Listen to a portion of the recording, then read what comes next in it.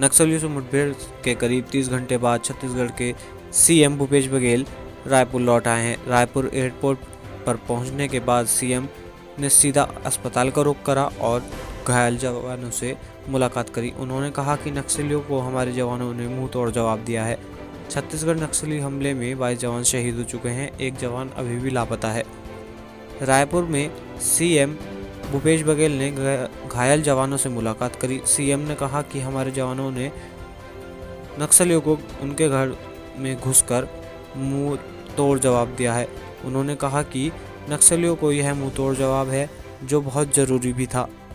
CM ने जवानों का हौसला बढ़ाया और उनकी बहादुरी की दाद दी। असम से लौटे सीएम भूपेश बघेल जवानों से मिलने सीधे अस्पताल पहुंचे। उन्होंने अस्पताल में इलाजरत जवानों से उनका हाल चाल जाना। सीएम ने कहा कि हमारे जवानों ने बहादुरी से लड़ाई लड़ी है। सीएम भूपेश बघेल ने कहा कि नक्सलियों के विरुद्ध सुरक्षा बलों के ऑपरेशन लगातार जारी रहेंगे। नक्सलियों के प्रभाव क्षेत्र में कैंप की स्थापना तेजी से की जा रही है। सीएम ने एयरपोर्ट पर मुठभेड़ के बारे में अधिकारियों से जानकारी ली। उन्होंने कहा कि लड़ाई में हमारे जवानों की शहादत हुई है, लेकिन वे बहादुरी से लड़े।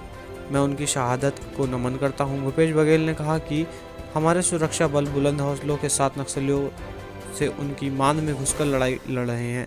बीजापुर में सुरक्षा बलों और नक्सलियों के बीच हुई इस लड़ाई को नक्सलियों का काफ़ी नुकसान हुआ है। 4 ट्रैक्टर भरकर शव ले जाए गए हैं। भूपेश बघेल ने कहा कि हमें जानकारी मिली है कि नक्सली 4 ट्रैक्टर भरकर घटनास्थल से मृत एवं घायल नक्सलियों को ले गए हैं। उन्होंने कहा कि 4 घंटे तक लगातार चली इस लड़ाई में सुरक्षा बलों के हौसले बुलंद रहे।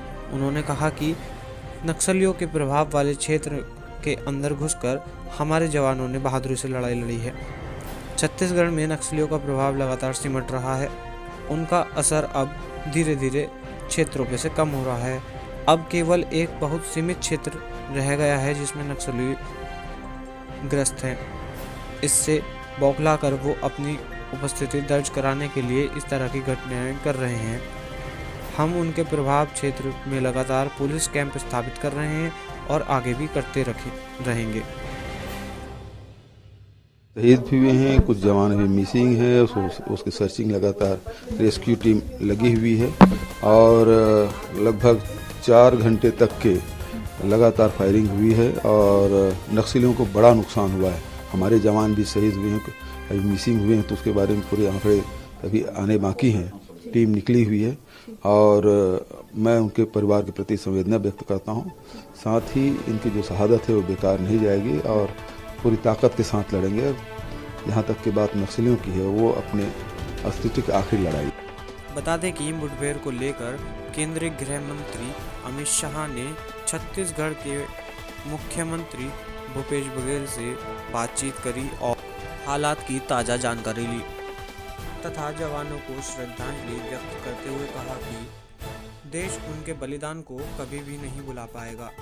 वहीं प्रधानमंत्री नरेंद्र मोदी ने छत्तीसगढ़ में हुई नक्सलियों के साथ मुठभेड़ में सुरक्षा कर्मियों की शहादत पर नमन करते हुए कहा है कि मेरी संवेदनाएं छत्तीसगढ़ में माओवादियों से लड़ते हुए शहीद हुए सुरक्षा कर्मियों के परिवार वालों के साथ हैं। वीर शहीदों की बलिदान को कभी भी भुलाया नहीं जा सकेगा। घायलों के शीघ्र स्वस्थ होने की कामना है।